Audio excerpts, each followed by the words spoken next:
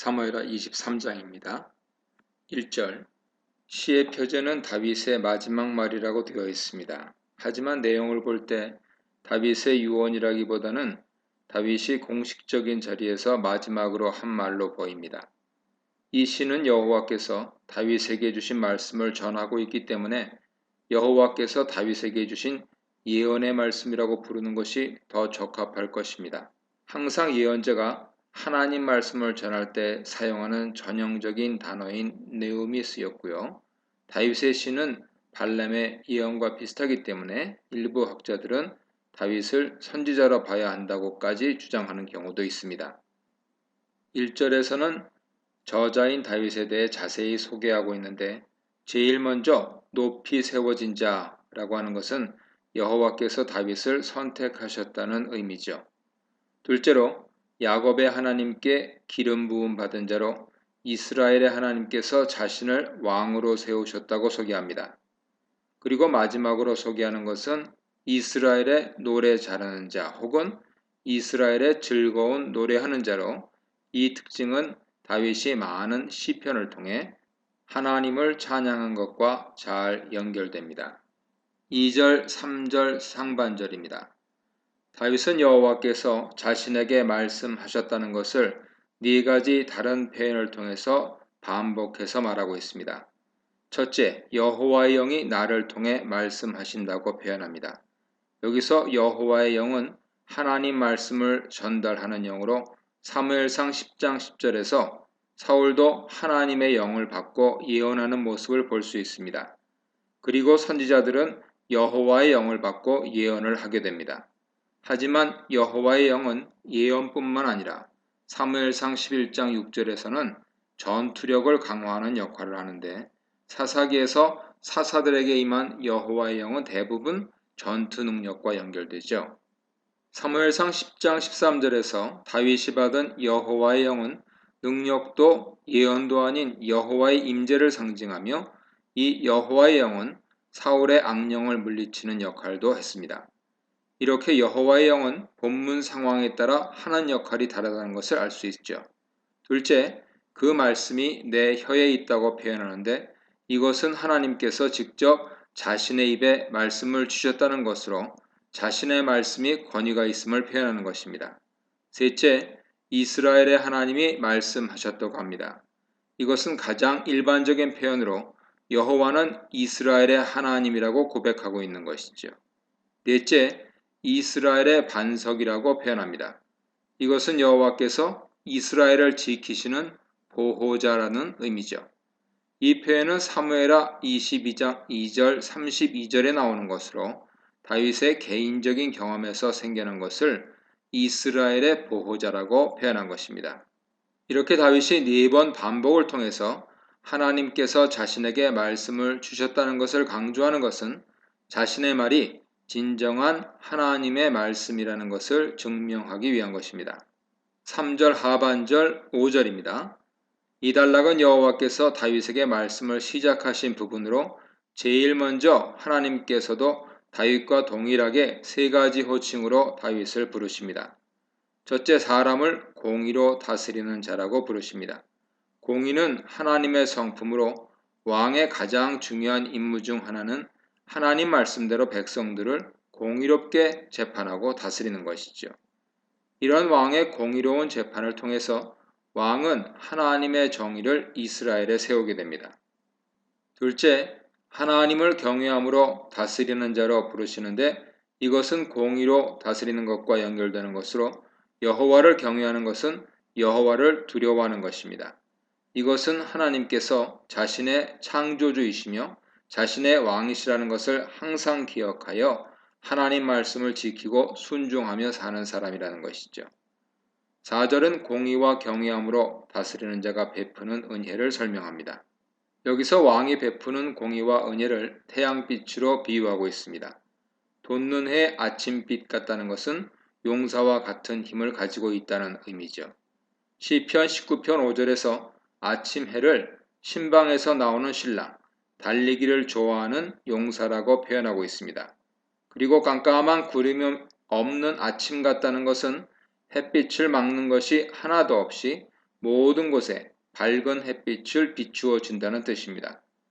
또한 땅에서 새 풀을 돋게 하는 햇빛과 같다고 합니다. 즉, 왕이 은혜와 공의로 이스라엘 백성들을 잘 다스려 그의 은혜가 골고루 땅에 미치게 되면 그 나라가 풍성하게 된다는 것입니다.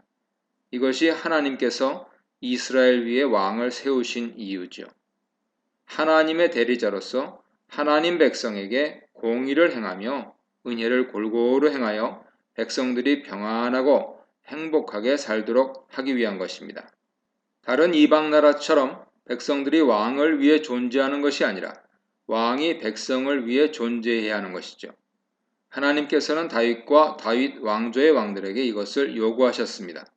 다윗 이야기에서 보면 다윗은 범죄하기 전에는 여호와께서 말씀하시는 모습을 가지고 있었습니다.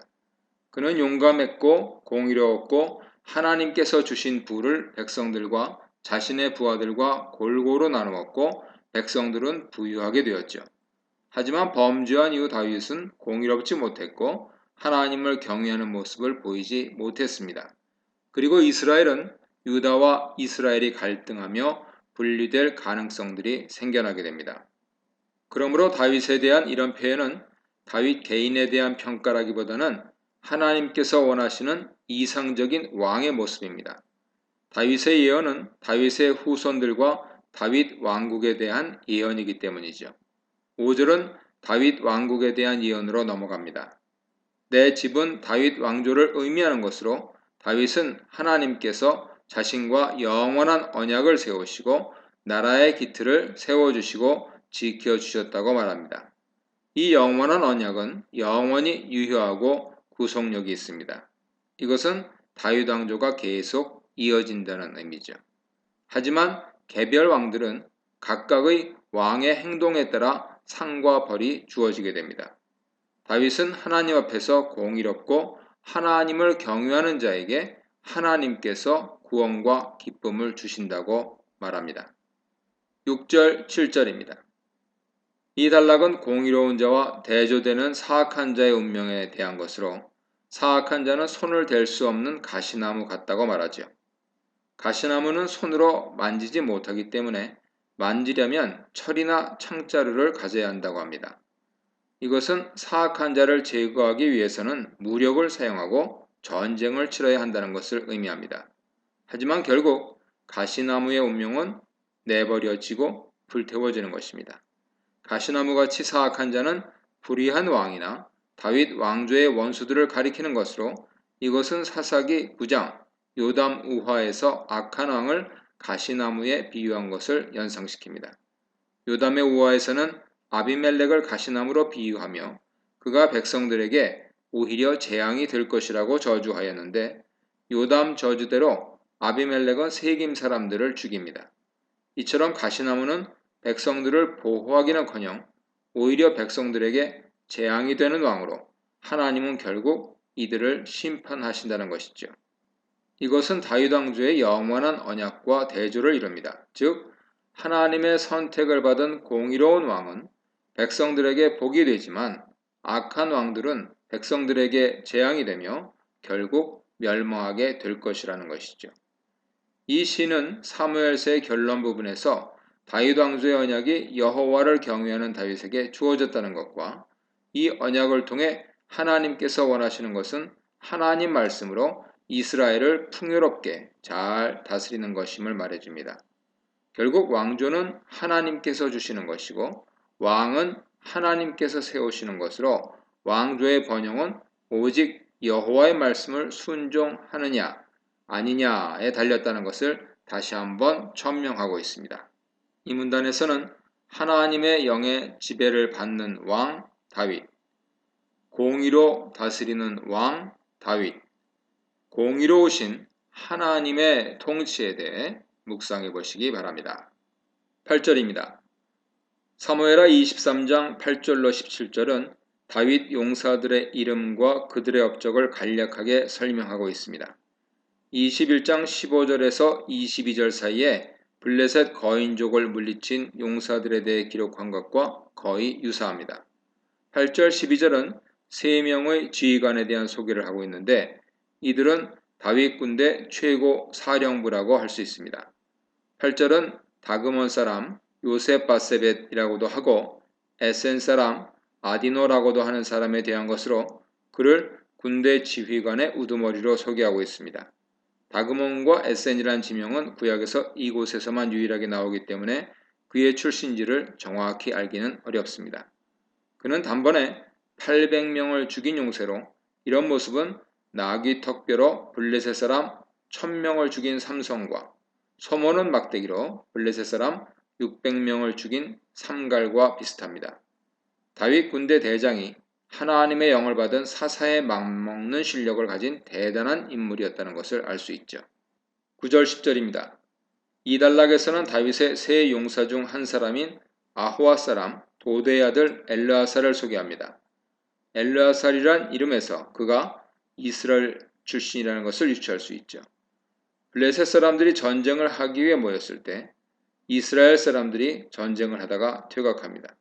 히브리어 본문에서는 올라갔다고 표현하고 있는데 블레셋은 서쪽 해안에 자리 잡고 있고 이스라엘과 유다는 동쪽 산지에 자리 잡고 있기 때문에 일반적으로 블레셋 전쟁을 하기 위해서는 산지에서 내려가야 합니다. 그렇기 때문에 올라갔다 말한 것은 전쟁에서 퇴각했다 하는 것을 의미하죠. 이렇게 블레셋군에 밀려서 도망하고 있을 때 엘르아살이 일어나서 블레셋을 공격하였습니다. 세 용사가 싸움을 도두고 라는 말이 들어가 있는데 이것은 70인경 독법을 따라 해석한 것입니다. 10절에서 그의 손이 칼에 붙기까지 라고 한 표현은 칼과 손이 혼연일체가 되도록 싸웠다고 해석할 수도 있고 칼이나 창을 손에 묶었다는 의미로도 해석할 수 있는데 손이 피곤하여 라는 표현이 있는 것을 보면 후자의 경우로 해석하는 것이 적당해 보입니다. 엘르아살은 칼을 들고 싸우다가 손에 힘이 풀려 칼을 들기 어렵게 되자 칼을 손에 묶어서 싸웠다는 것이죠. 이것은 죽을 힘을 다해 싸웠다는 의미입니다. 이렇게 그가 블레셋 군대를 무찌르자 비로소 이스라엘 백성들은 그의 뒤로 되돌아와서 전리품을 챙겼습니다. 이 말은 전쟁은 엘르아살이 다 하고 백성들은 뒤에서 전리품만 챙겼다는 의미죠. 전쟁에서 전리품은 승리의 상징이며 전쟁을 수행한 사람들의 몫입니다. 그런데 이스라엘 사람들은 전쟁을 하다 비겁하게 도망했고 나중에 엘르아살이 목숨을 걸고 싸워 전쟁에서 이기자 전리품만 챙겼다는 것으로 엘르아살의 용맹함과 이스라엘 백성의 비겁하고 얍삽한 행동이 대조를 이루고 있습니다. 11, 12절입니다. 이 단락은 하랄 사람 아게의 아들 삼마의 업적을 소개합니다. 삼마도 블레셋과 전투를 하여 승리한 인물로 블레셋 사람들이 이스라엘 사람들을 치기 위해 녹두밭이 있는 들에 쳐들어오자 그곳에 홀로 버티고 서서 블레셋 사람들이 더 이상 넘어오지 못하도록 블레셋 사람들을 쳐서 이스라엘을 구원한 인물입니다. 블레셋 사람들이 쳐들어온 이유는 곡식을 약탈해 가기 위한 것으로 블레셋 사람들이나 주변 민족들이 추수 때 쳐들어와 곡식을 약탈해가는 경우가 흔했습니다. 가장 잘 알려진 이야기는 사사기 6장 기드온 이야기로 기드온은 이들의 약탈을 막기 위해 포도주 틀에서 곡식을 타작했죠. 화자가 여호와께서 큰 구원을 이루셨다고 표현하는 것을 보면 삼마는 불가능해 보이는 전쟁을 오직 여호와만 의지하고 싸워서 이겼다는 것을 알 수 있습니다. 이것은 사무엘하 8장 14절에 나타난 표현과 거의 일치합니다. 13, 17절입니다. 이 단락부터는 새로운 인물에 대한 업적을 이야기합니다. 이들은 30인 용사 중 3명이라고 말하고 있는데 30인 용사는 다윗의 핵심적인 군사들로 그 명단은 24절로 39절에 나옵니다. 그리고 여기서는 세 사람 이름이 언급되지 않지만 18, 23절에서 이들의 이름과 업적을 소개하고 있습니다. 이 사건은 다윗이 아둘람 굴 혹은 산성에 자리 잡고 있을 때로 다윗이 아직 왕이 되기 전에 사울을 피해 아둘람으로 도망했을 때 일입니다. 이때 블레셋 사람들은 베들레헴에서 멀지 않은 르바임 골짜기에 진을 치고 있었고 베들레헴은 블레셋 사람의 요새가 되었습니다. 당시 블레셋이 가나안 중앙까지 세력을 확장하고 있었다는 것을 알 수 있죠. 베들레헴은 아둘람에서 동쪽으로 대략 20km 정도 떨어져 있고 그 사이에 베들레헴 쪽으로 르바임 골짜기가 위치하고 있습니다. 즉 아둘람에서 베들레헴으로 가려면 르바임 골짜기에 진을 치고 있는 블레셋과 마주치게 되어 있는 상황이죠. 이때 다윗이 베들레헴 성문 곁에 있는 우물물을 마시고 싶었고 누가 물을 떠다 주면 좋겠다고 무심코 말했습니다. 다윗의 말이 고의적이거나 강제성이 없었다는 것은 물을 받았을 때 반응을 보면 알 수 있습니다. 베들레헴은 다윗의 고향으로 다윗은 오랜 도피 생활을 하던 중에 고향에 대한 향수에 젖었던 것이죠. 그런데 그 말을 들은 세 용사가 르바임 골짜기에 진을 치고 있던 블레셋 진영을 뚫고 베들레헴으로 가서 우물물을 기려다가 다윗에게 바칩니다. 물을 뜨기 위해 목숨을 걸고 적진을 오간 것이죠. 이 사실을 안 다윗은 그 물을 차마 마시지 못하고 여호와께 부어서 바칩니다. 그 물은 용사들이 목숨을 걸고 가져온 피와 같은 것이기 때문에 도저히 마실 수 없었기 때문입니다. 여호와께 음료를 바칠 때는 주로 포도주를 부어서 전제로 드리는데 다윗은 물을 용사들의 피라고 여기고 그 피를 여호와께 바친 것이죠. 그러면서 다윗은 자신을 위해 다시는 이런 일을 하지 않겠다고 여호와 앞에서 맹세합니다. 무심코 던진 말 때문에 자신이 아끼는 용사들이 사소한 일에 목숨을 걸 수도 있다는 사실을 알았기 때문입니다. 여기서 우리는 다윗의 세 용사의 충성심을 알 수 있죠. 이들은 자신의 주군에 대한 충성심이 깊기에 다윗의 마음을 잠시라도 기쁘게 해드리고 싶은 마음에 목숨을 걸고 물을 길어온 것입니다. 또한 이들이 길어온 물을 자신의 부하들의 피라고 여기며 다시는 이런 일을 하지 않겠다고 맹세한 다윗은 부하들을 매우 아끼는 지도자라는 것을 알 수 있습니다. 지도자인 자신의 말 한마디 한마디가 얼마나 중요한지를 깨닫는 계기가 되었을 것입니다. 지도자의 가벼운 말 한마디가 누군가에게는 목숨을 걸어야 하는 일이 될 수도 있기 때문입니다. 이런 다윗의 모습은 지위가 높을수록 잘 기억하고 본받아야 할 모습일 것입니다. 이렇게 다윗이 아직 하나님의 은혜 안에 있을 때는 다윗은 부하를 사랑하고 그들은 왕에게 충성을 바치는 아름다운 관계를 보여줍니다. 하지만 하나님과 멀어졌을 때 다윗은 자신의 충성스러운 부하를 기꺼이 죽이는 잔인한 모습으로 변합니다. 이렇게 다윗의 은혜로운 모습과 악한 모습을 사무엘서는 우리에게 다 보여주고 있으며 이런 다윗의 모습을 통해 현재 우리는 다윗의 어떤 모습을 더 닮아 있는지를 비교하며 우리의 영적, 도덕적 상태를 점검할 수 있을 것입니다. 이 문단에서는 다윗에게 충성스러운 부하들을 주신 하나님, 다윗 홀로 이루지 못하는 하나님 나라, 목숨을 걸고 다윗 통치에 참여한 장수들에 대해 묵상해 보시기 바랍니다. 18, 19절입니다. 스루야의 아들이며 요압의 동생인 아비새 업적이 나옵니다. 그는 21장 17절에서 다윗을 도와 블레셋 사람들을 죽인 용사로 언급되었는데 여기서는 좀 더 용맹한 인물로 소개됩니다. 그는 13절에서 언급된 3명의 용사 중 우두머리로 창으로 300명을 죽이는 놀라운 전투 능력을 보여줍니다. 그렇기 때문에 두 번째 세 영웅의 이름을 올리게 되었고 그들 중에서는 가장 뛰어난 인물이죠.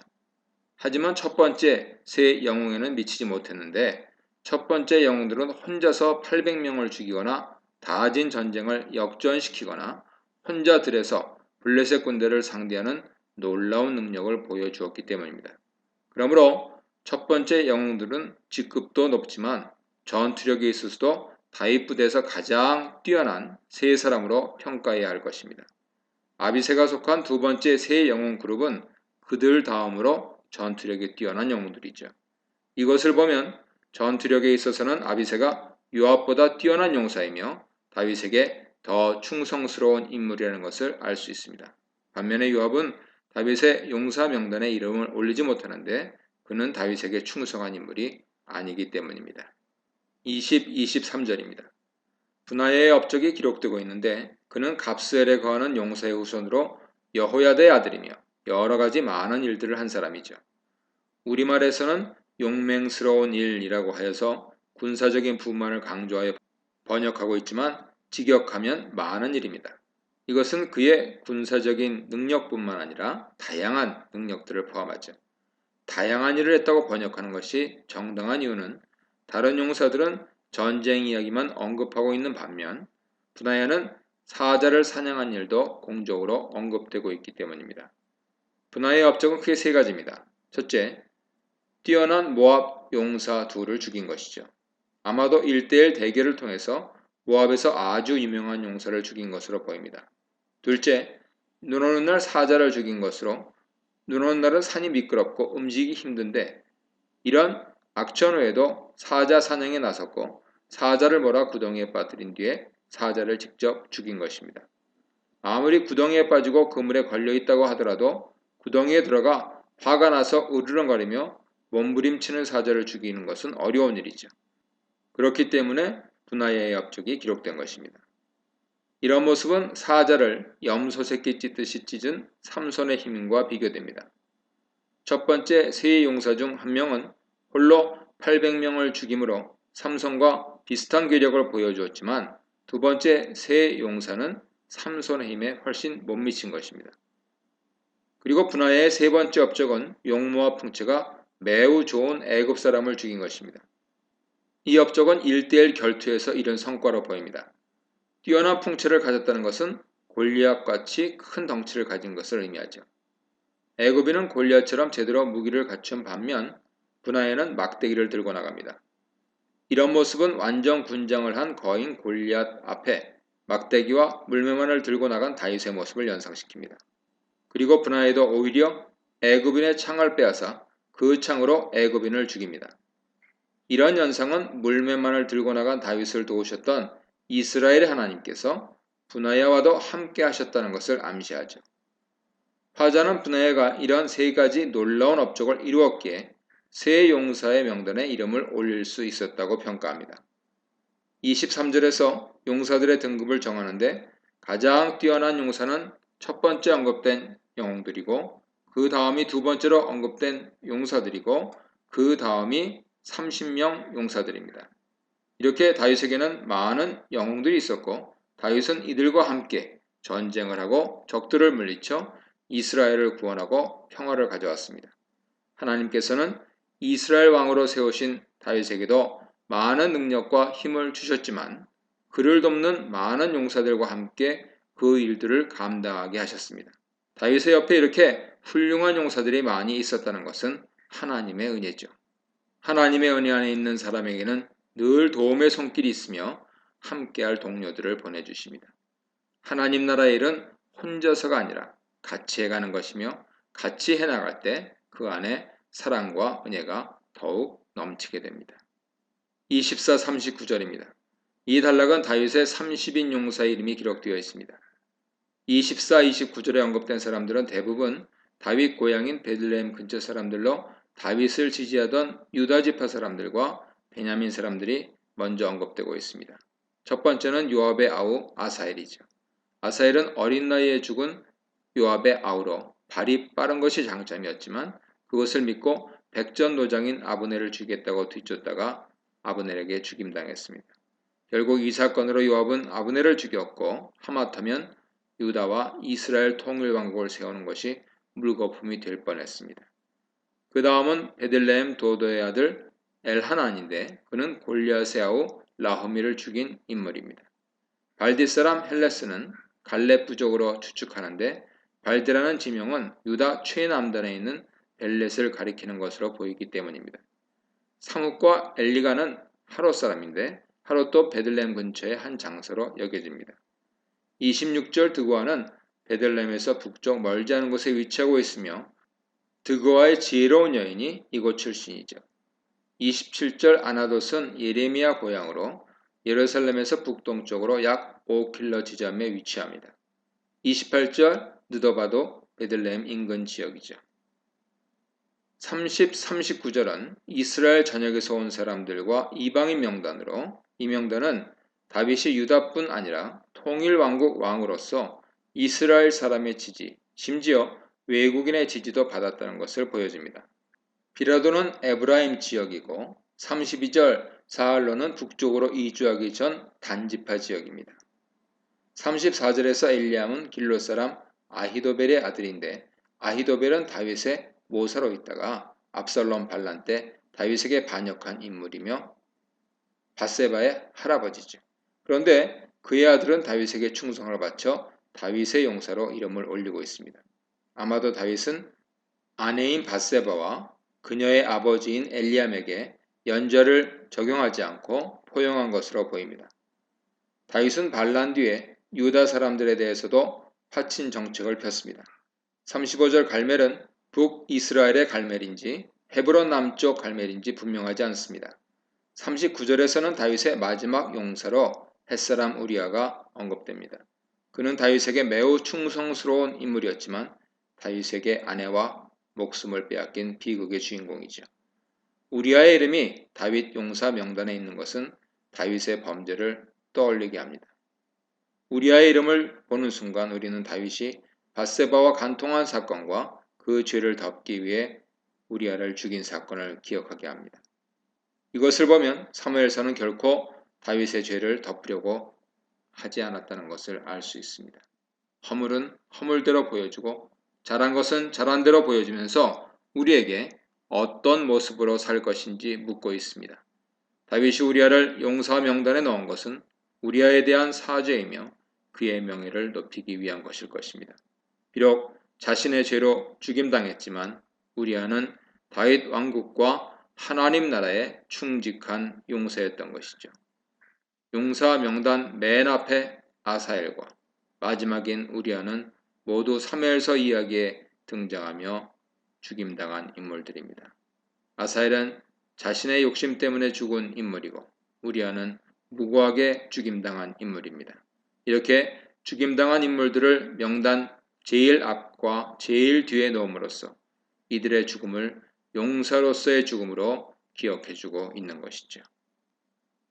이 문단에서는 존경받을 만한 장수들, 다양한 출신의 장수들, 명단에서 빠진 요압, 명단에 들어간 우리아에 대해 묵상해 보시기 바랍니다.